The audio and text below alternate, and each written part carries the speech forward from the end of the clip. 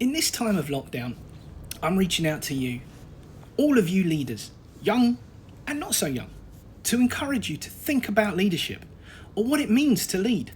For some of you, the idea of being a leader is a remote concept, and the words like, who me? I'm not a leader.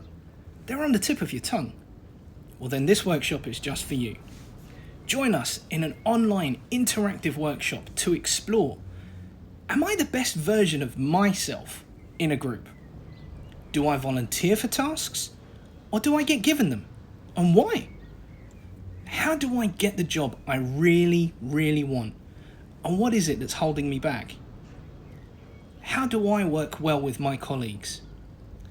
These and many, many more questions will be considered with one goal, helping you improve the professional version of yourself.